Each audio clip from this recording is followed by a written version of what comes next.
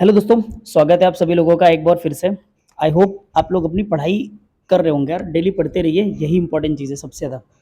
भले ही आप half an hour पढ़ो लेकिन डेली पढ़ो, क्योंकि इससे आपकी हैबिट क्रिएट होगी। फिर वो हाफ एन आवर धीरे-धीरे 45 मिनट्स में जाएगा, 1 घंटा, डेढ़ घंटा, तो आप लेके जाओ यार, 2 घंटा, 3 घंटे तक आप स्टडी लेके जाओ, तो ये बहुत अच्छा चीज़ हो जाएगा। अभी लास्ट लेक्चर में मैंने कुछ बेसिक चीज़ें बताई थी स्कोरिंग के लिए। अभी देखो मैं थियरी सब्जेक्ट्स के लिए एक प्लान बता रहा हूँ आपको, इम्पोर्टेंट है यार।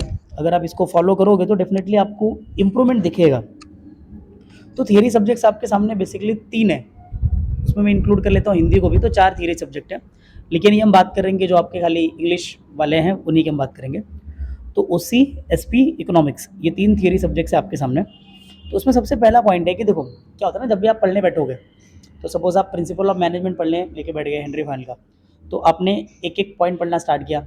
जैसे कि आपने पढ़ा रिस्पॉन्सिबिलिटी एंड अथॉरिटी, फिर उसके बाद में principle of equity, principle of remuneration, principle of, जितने भी प्रिंसिपल आप पढ़ना स्टार्ट करोगे, होता क्या है, हम वन बाय वन एक एक के साथ जाते हैं और फिर आप लोग क्या करते हैं, पहले पॉइंट पढ़ लो, फिर एक्सप्लेनेशन, फिर पॉइंट, फिर एक्सप्लेनेशन। इससे होता क्या है कि एक्सप्लेनेशन अगर आपको यही याद नहीं होगा तो आप बंद कर देते हो, कि यार बड़ा डिफिकल्ट है, याद नहीं हो रहा, जान दो, फिर कभी कर लेंगे।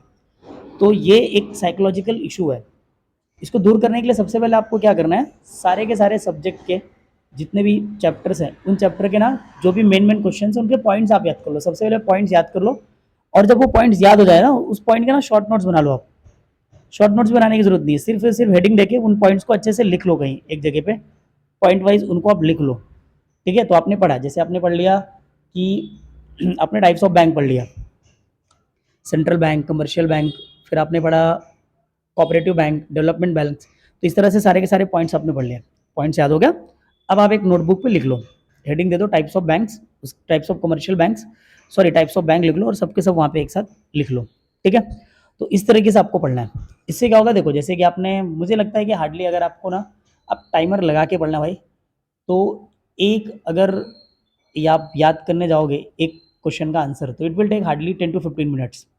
10 से 15 मिनट में पॉइंट याद हो जाता है। अगर आपको पॉइंट नहीं याद हो रहा है, तो पहले 4 पॉइंट याद करो, फिर 4 पॉइंट याद करो, फिर 2 पॉइंट याद करो, ऐसे डिवाइड कर लो। ठीक है, या तो फिर 2-2, फिर उसके बाद 4 पॉइंट याद करो लास्ट के, इससे थोड़ा जल्दी याद हो जाएगा। ये हो जाने के बाद में, ये तो मैंने आपको पॉइंट्स के लिए बताया। नाउ एक्सप्लेनेशन के लिए क्या करना है, एक्सप्लेनेशन को रीड करके समझना है, और उसमें कुछ कीवर्ड्स दिखेंगे, कुछ की स्टेटमेंट्स दिखेंगे, यानी की सेंटेंसेस, उसको आपको हाईलाइट करते चले जाना है। हाईलाइट कर लो, अंडरलाइन कर लो, और उसको री रीड करो। ठीक है, री रीड, यानी सपोज आपने सुबह पढ़ लिया, एक बार दोपहर को पढ़ लो, एक बार शाम को पढ़ लो। ठीक है, ज़्यादा नहीं, 10 मिनट 15 मिनट में ये सारी चीज़ें हो जाएंगी। ठीक है, तो इससे आपको ना वो चीज़ें याद रहेंगी। और नेक्स्ट पॉइंट क्या होता है कि थोड़े जो आपको एडिशनल बोनस क्वेश्चंस होते हैं, मैं इनको बोनस क्वेश्चन बोल रहा हूँ, जो ईजी होते हैं। जैसे आप एसपी में पढ़ोगे ना, टाइप्स ऑफ प्रेफरेंस शेयर्स, तो ये बोनस क्वेश्चन है भाई। ये अगर आ गया ना एग्जाम में, 8 मार्क्स के लिए पूछा जाता है, तो आपको इजीली लिखने के लिए आ जाएगा। जैसे कि cumulative preference shares, non cumulative preference shares, participating, non participating, redeemable, irredeemable, convertible, non convertible. तो पहले 2-3 छोड़ के ना, इनका एक्सप्लेनेशन भी आसान है, उसमें भी कुछ कीवर्ड्स है, जो मैं कीवर्ड्स की बात कर रहा हूँ। जैसे कि आप पहला ही पॉइंट पढ़ोगे ना, उसमें कीवर्ड दिखेगा एक्यूमुलेटेड प्रॉफिट्स। सेकंड वाला, थर्ड वाला आप पढ़ोगे, उसमें सरप्लस, एक्स्ट्रा सरप्लस प्रॉफिट्स। फिर उसके बाद देखोगे, it can be converted into equity shares, it can not be converted into equity shares. Redeemable, irredeemable है, रिफंडेबल होगा ड्यूरिंग द लाइफ टाइम, और नॉट रिफंडेबल होगा at the time of winding of the company he refund होता है। तो ये सारे ना की पॉइंट्स हैं, इनको आपको याद रखना है। ये बोनस क्वेश्चन, इनको छोड़ो मत। Types of bank bonus question है भाई, 7 पीस बोनस क्वेश्चन है, याद रखना 7 Ps. Price, place, promotion, physical, ये सब बोनस क्वेश्चन है। टाइप्स हो गए, जो इजी क्वेश्चन है ना, ये सब बोनस क्वेश्चन है। बोनस क्वेश्चन तो बिल्कुल मत छोड़ो, और बोनस क्वेश्चन भी एग्जाम में आता ही है। ठीक है, तो ये मैंने आपको समझा दिया थियरी सब्जेक्ट के लिए। एकदम शॉर्ट में समराइज करूंगा इसको, कि सबसे पहले पॉइंट्स याद कर लो। पॉइंट्स याद करने के बाद पॉइंट्स नोटबुक में, शीट पे, जहां आपको लिखना है लिख लो। कलरफुल लिखना है, कलरफुल में लिख लो। डायग्रामेटिक फॉर्म में लिखना है, डायग्राम बना के लिख लो, कोई प्रॉब्लम नहीं है। और उसके बाद में एक्सप्लेनेशन को रीड करो, कीवर्ड्स, की पॉइंट्स को हाईलाइट करते चले जाओ, और उसको री रीड करो। धीरे धीरे एग्जाम आपके दिमाग में बैठ जाएगा। और लास्ट में बोनस क्वेश्चन मत छोड़ो, बोनस क्वेश्चन अच्छे से कर लो, बहुत अच्छे से कर लो। नेक्स्ट पॉइंट बोलोगे यार इंग्लिश के लिए क्या करें सर। ठीक है, एक मेजर सब्जेक्ट है इंग्लिश, क्योंकि सारे सब्जेक्ट तो हम लोग कर लेते हैं, लेकिन ना इंग्लिश नहीं हो पाता है। और इंग्लिश को बहुत सारे बच्चे नेग्लेक्ट करते हैं। लैंग्वेजेस को नेग्लेक्ट मत करो यार, लैंग्वेजेस पे फोकस करो। जैसे जो आपका मदर टंग है, उसको तो बहुत स्ट्रांग रखो। जैसे मराठी है, तो मराठी आपका मदर टंग है, क्वेश्चन पेपर मराठी में आ रहा है, आपको आंसर मराठी में रखना है, तो उसको पहले प्रिपेयर कर लो बहुत अच्छे से, ताकि आपको ना उसमें मोर देन 85 मिल ही जाए। आपको टारगेट रखना है यार थियरी में 85 के नीचे अपने को आना ही नहीं है। हिंदी वाले भी सोच सुन लो, मराठी वाले भी सुन लो, इंग्लिश वाले भी सुन लो, या जिन्होंने कोई फॉरेन लैंग्वेज लिया रहेगा, मुंबई में बहुत सारे कॉलेज में आपको फॉरेन लैंग्वेज में ऑप्शन है, तो रख लो भाई कि आपको लैंग्वेजेस में मोर देन 85 मार्क्स चाहिए ही चाहिए।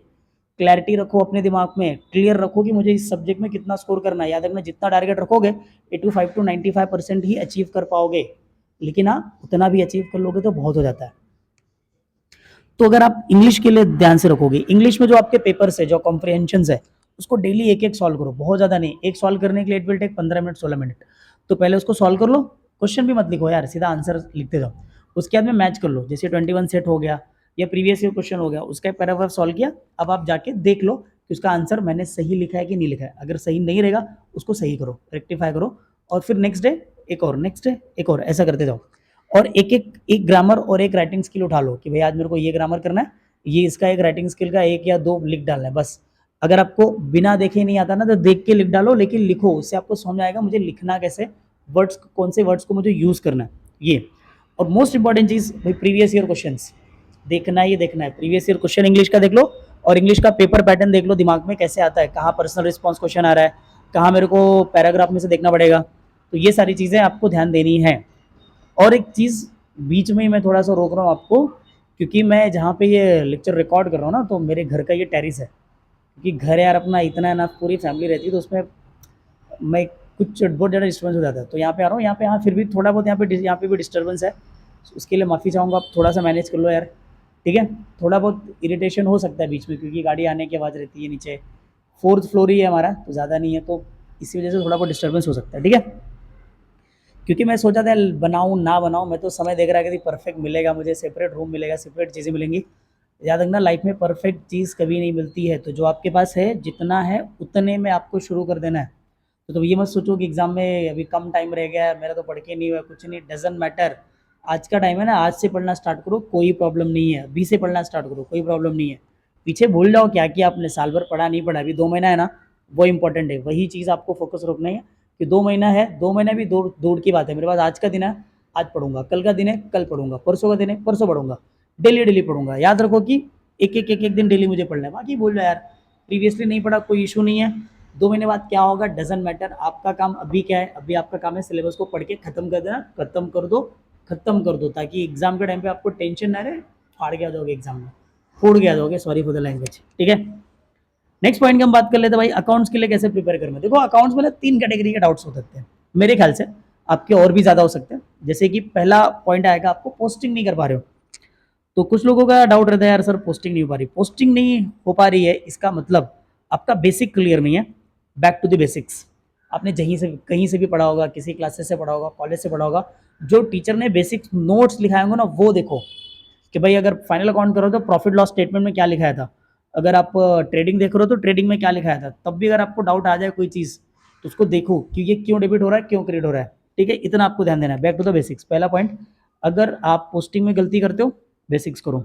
सेकंड पॉइंट, अगर आप एडजस्टमेंट में गलती करते हो, इसका मतलब आपको याद नहीं रहता, तो एडजस्टमेंट को थोड़ा देख देख के प्रैक्टिस करो, ये एडजस्टमेंट ऐसे, ये एडजस्टमेंट ऐसा, पहला इफेक्ट सेकंड इफेक्ट। और एक चीज याद रखना, फर्स्ट इफेक्ट डालते ही सेकंड इफेक्ट पे चले जाओ, वेट मत करो कि मैं दूसरा तीसरा सारे के सारे कर लूंगा उसके बाद में सेकंड इफेक्ट डालने जाऊंगा। तो लोग क्या क्या करते हैं ना, लोग जैसे तीन चार एडजस्टमेंट है तो लोग क्या करते हैं, उसका पहला इफेक्ट डाल देते, सेकंड सोचते बाद में डालेंगे, तो 2 का डाला 1 का भूल गया, तो यहाँ पे क्वेश्चन टैली नहीं होता है। तो ये आपको याद रखना है। और मोस्ट इंपॉर्टेंट चीज इसमें यार आप प्रीवियस ईयर क्वेश्चन पेपर के क्वेश्चन डेली करो, भले एक ही क्वेश्चन करो यार, एक दिन फाइनल लुक कर लो, एक दिन फिर आप एनपीओ सॉल्व कर लो। मार्च 21 से लेके ना 25 तक के तो क्वेश्चन कर ही डालो, कम से कम मैं बता रहा हूँ, कम से कम इतने के क्वेश्चन आपको होने चाहिए। और ये क्वेश्चन ऐसे होने चाहिए आपको याद होना चाहिए कि ये वाला 25 में आता है, ये वाला 24 में आता है, ये वाला 22 में, ये वाला 23 में। तो उस लेवल की प्रैक्टिस की बात कर रहा हूँ भाई, तुक्का मारने की नहीं, आज कर लिया 2 दिन कर लिया 5 दिन में कहानी खत्म, ऐसे नहीं बोल रहा हूँ। बार बार प्रैक्टिस करो, और टेक्स्ट बुक के क्वेश्चन बार बार प्रैक्टिस करो, या जो आपके नोट्स होंगे उसके क्वेश्चन आप बार बार प्रैक्टिस करो। उसके बाद सेकंड की पॉइंट होता है focus on difficult and rare questions.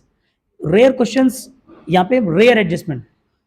अब देखो कैसे प्रैक्टिस करो, अगर आपके पास टेक्स्ट बुक है, अगर आप टेक्स्ट बुक को फॉलो करो ना, तो भाई पहले ना लास्ट वाला क्वेश्चन करो 15वां, फिर आप 14 पे आओ, 13 पे आओ, क्योंकि क्या होता है ना, फर्स्ट से प्रैक्टिस करने जाओगे ना तो पहला दूसरा तीसरा चौथा पांचवा, उसके बाद अपन शहीद हो जाएंगे, पढ़ाई वढ़ाई करते हैं नहीं, बोले यार 5 क्वेश्चन बहुत हो गया, बहुत कर लिया हमने।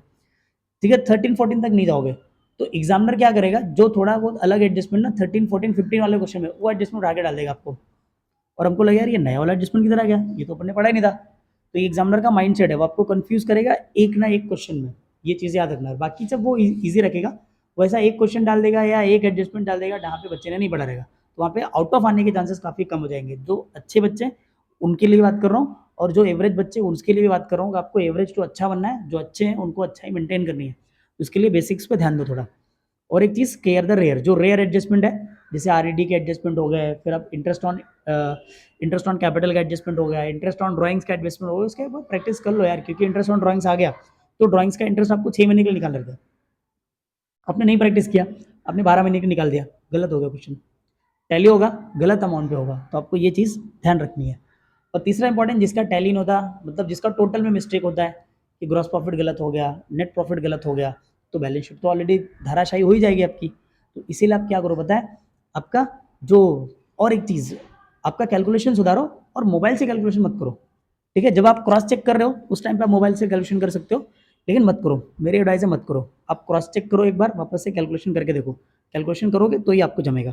ठीक है, next point, maintain separate before difficult posting और adjustment, right there solution neatly for revision. यार देखो, जैसे कि जिसको आरडीडी नहीं समझ आता कि सर आरडीडी का क्या करेंगे यार, तो आरडीडी क्या करो, सेपरेट नोटबुक में लिख लो उसको, उसका सॉल्यूशन क्या होगा वो भी लिख लो। तो इसका सपोज आपको, आप एडमिशन रिटायरमेंट डेथ करते हो तो उसमें increase in RDD decrease in RDD नहीं समझ आती, क्योंकि आप पे दो आरडीडी दिया रहता है, एक उधर ऑलरेडी बैलेंस शीट में माइनस करके दिया रहेगा, और एक आरडीडी इधर उन्होंने परसेंटेज के फॉर्म में दिया रहेगा। बंदा कंफ्यूज, यार क्या करना है, कंफ्यूजन को दूर करना है, आपको जो सोल्यूशन लिखा रहेगा सोल्यूशन लिख लो। इंक्रीज इन लाइबिलिटी का क्या करना होता है, डिक्रीज इन लाइबिलिटी का क्या करना होता है। जैसे इंक्रीज इन लाइबिलिटी होती है तो एडजस्टमेंट में जितना इंक्रीज रहेगा वो माइनस कर दो, पूरा इंक्रीज अमाउंट साइड आपको माइनस करना है, और जितना बड़ा रहेगा उतना आपको किधर लिख देना है, रीवैल्यूएशन अकाउंट के डेबिट साइड में। माइनस हुआ रहेगा, अगर कम हुआ रहेगा तो जो कम हुआ, जो अमाउंट हुआ है आपको एडजस्टमेंट दिया वो पूरा वहाँ से माइनस करना है, और उसके बाद में जितना कम हुआ रहेगा उसको फिर आपको क्रेडिट साइड में लिखना है, प्रॉफिट लॉस एडजस्टमेंट के। तो मैंने तो आपको खाली एक एग्जांपल दिया, जो भी रेयर एडजस्टमेंट है उस पर ध्यान देना। उसके बाद में practice as much as possible, क्योंकि अकाउंटिंग में जितना प्रैक्टिस करोगे ना उतना आप इंप्रूव करते जाओगे। उसके बाद आपका जो लैंग्वेज है मैंने बोला उस पर तो आपको पकड़ बनानी ही बनानी, हिंदी मराठी को छोड़ना नहीं है, हिंदी मराठी इंग्लिश जिसका भी है बहुत अच्छे से करके लो।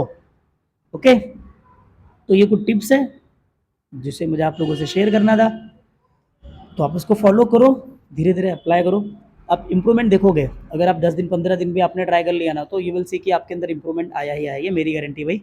प्रैक्टिस करके देख लेना, हाँ प्रैक्टिस करोगे तो होगा, डेली नहीं करोगे, 4 दिन में 5 दिन में एक बार करोगे तो वो तो तुम कुछ भी काम कर लो यार, उसका रिजल्ट आने वाला ही नहीं। तुम महीने में 3 बार 4 बार क्रिकेट खेल के विराट कोहली नहीं बन जाओगे, क्योंकि विराट कोहली 12 घंटा 15 घंटा लगातार प्रैक्टिस करके विराट कोहली बना है।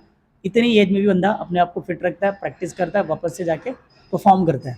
ठीक है, तो प्रैक्टिस मेक्स मैन परफेक्ट, बस यही एक फॉर्मूला याद रखो। थियरी में जो मैंने बताया प्रैक्टिस का तरीका वो याद रखो, बाकी प्रैक्टिकल सब्जेक्ट में जो तरीका बताया वो याद रखो। थैंक यू वेरी मच, आपने पूरा वीडियो देखा इसके लिए। ओके।